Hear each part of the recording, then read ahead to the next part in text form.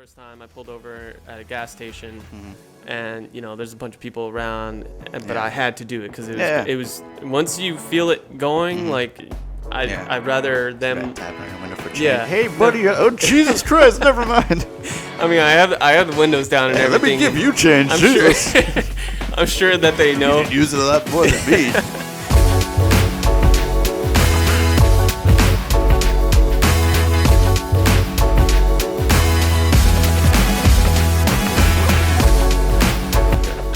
Welcome to the Gringo and the Guapo with your resident Gringo, Kyle McLemore. Guapo, Alex Duarte. That's right. The boys are back in studio once again, G&G, and I think we're going to start things off here with... Oh, before I get too far ahead, be sure to hit that like and subscribe. Definitely appreciate it. It helps the podcast keep going. But yeah, it's good to see you, buddy. It's been a minute. How are you doing over there? Doing all right. Staying busy. It's hard to. I want to make sure everything looks good, and I'm like trying to be engaged, but then also keep my eye on the screen as well. Gotcha. But yeah, you wanted to. I heard something about little birdie told me that somebody was dropping acid, man. Whoa, is it like the 70s? What's going on? That's true. It is true. And, it is true. It happened. I myself have never done it, so I have zero reference other than just, I'm sure, Hollywood, which I'm sure is not the most accurate or whatever. But yeah, please let me know about your trip, brah. Yeah, they definitely make, I guess, a bigger deal. It's emphasized a lot more through Hollywood and movies. But it's definitely a hallucinogenic and a lot of fun. Not trying to promote acid. It's not like it's a product placement. But this week's Gringo and Guapo brought to you by acid. I'm also, definitely not trying to persuade anybody to do it, but it was fun. So it's something that, I wouldn't do it as a hobby. What's the hardest drug I've done? The hardest thing I've ever done? I mean, I don't count my cocaine experience because it was so little, and I think I was so drunk at the time that it's like, I don't count that as a cocaine experience.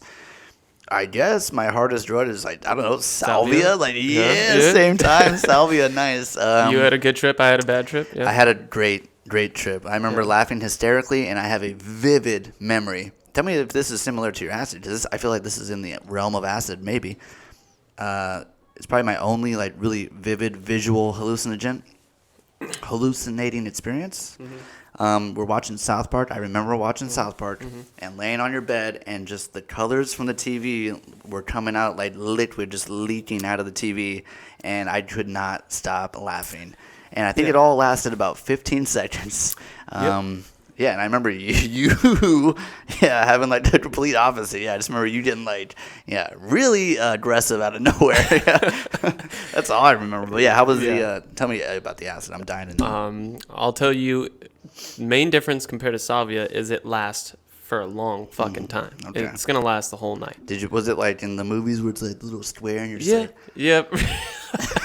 I just put it straight to my eye. There you go. I was like, I ain't fucking around. Nice, I need it in my blood. Yeah. So the way that got planned out is had some friends. They were like, oh, we're gonna do a cabin trip, and we're gonna all just have a good time, smoke weed, do acid, drink some beer. Okay. So, and isn't that the exact way that Cabin Fever, that movie, starts out? That's probably how a lot of people almost every horror movie. Yeah, we go to this cabin to do some acid, bro. It's cool. Yeah, every cabin situation where people die is probably because of that. Yeah. It's always in the mix. Yeah. So, and then the funny thing was there was no chaperone, of course. So, and the thing that made it a bitch was I got there, how many people? Everybody doing it together, or yeah. So there's probably when I first got there, 8 or 9 of us. Damn, Jesus Christ, that's not even I was thinking 4 or 5, 8 or that's yeah. And isn't it supposed to be kind of a smaller group of people when you're doing it? I feel like I think I might be thinking about shrooms. Yeah, shrooms definitely. I would want a smaller group of people. With this, I feel like as long as everybody is cool, chill. It's good. Okay.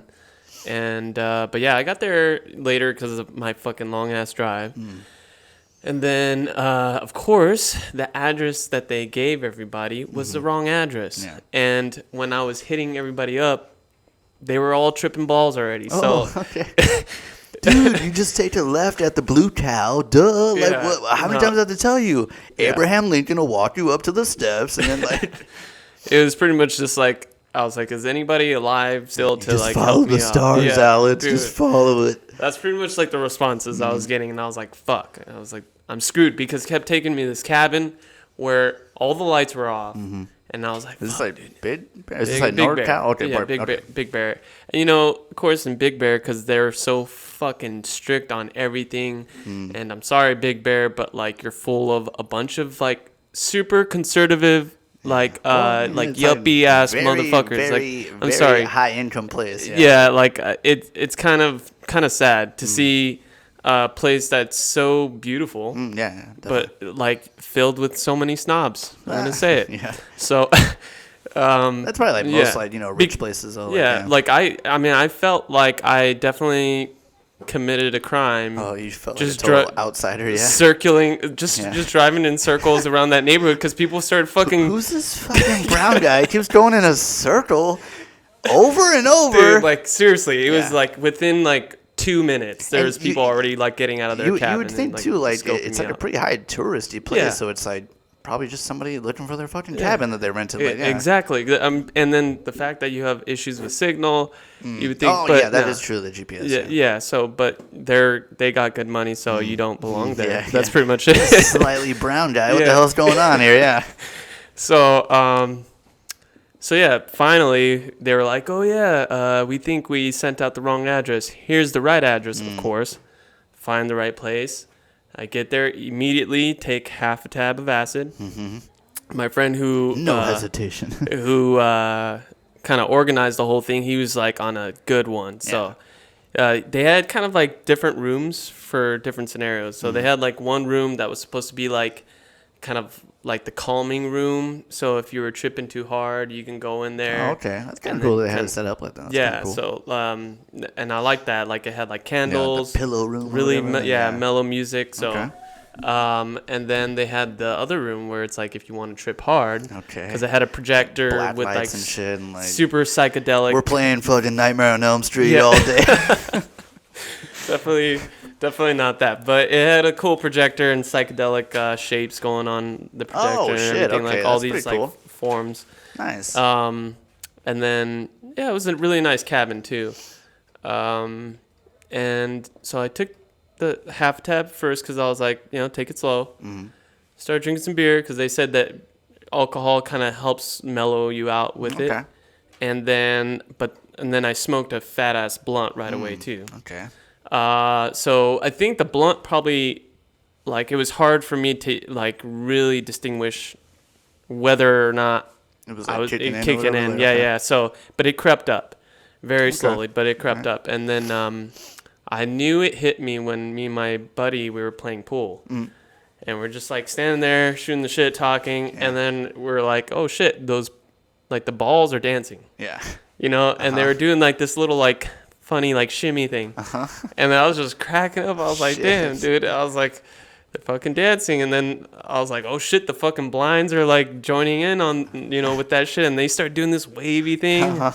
And I was cracking up, dude. Like This sounds awesome. yeah, it was and then we're still trying to play pool at Yeah. the same time. Like, oh, dude, this is gonna be hard. Yeah, like, yeah. we never finished the game of pool. No, I'll I tell can you that. imagine. Yeah. Yeah. It's already hard enough. Yeah, just playing sober. Yeah. Yeah, exactly. And then one thing that's pretty badass is like everybody's kind of like in sync, or at least it feels like it. Like Okay. like one person will say something, and then you kind of like, because you probably agree with them, and you just like it's like instant like just good vibe chemistry. Yeah.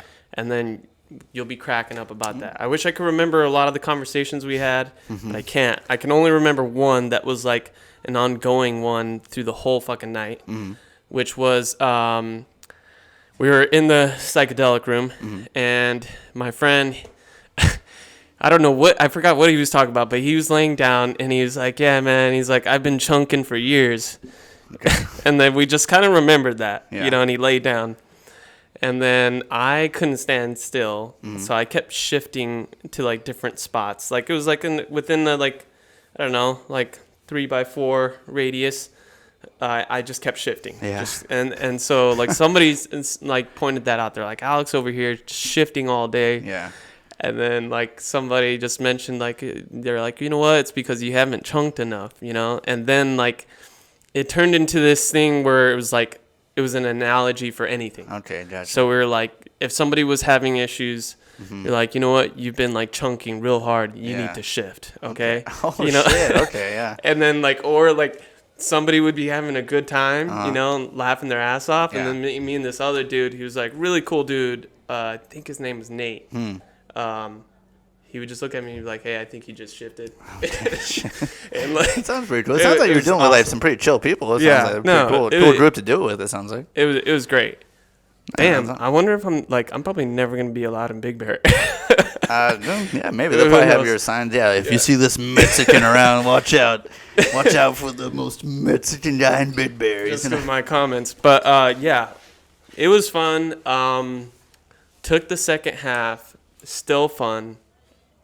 I think the only part that sucked was towards the end where you want to go to sleep, but your body won't allow you to. Oh. No matter, you're drained, you're beat, dude, but your body won't allow you to go to sleep. Sleeping enough. And I think this is probably why I'll probably never do a full tab ever again, because on my drive up, I mean, it probably didn't help that I didn't get good sleep. I also drank a lot of alcohol. So all these things, you know, together, like, I was like, you know. It still sounds pretty awesome. Yeah, no, cool still pretty good. But I had these 2 gnarly ass anxiety attacks on my drive up to NorCal. Jesus. And they were like 2 of the worst ones I've ever had. Yeah? Yeah. Jesus. Like, when I was, because I do the Wim Hof breathing method, it's because it's the only thing that helps me when I have them. It's pretty much like a breathing meditation. Okay. Where you pretty much like hyperventilate. Okay. And I believe when you Just do like that, in and out really fast? Or yeah, not super fast. You still have to do them like kind of deep and slow, but you're constantly doing them.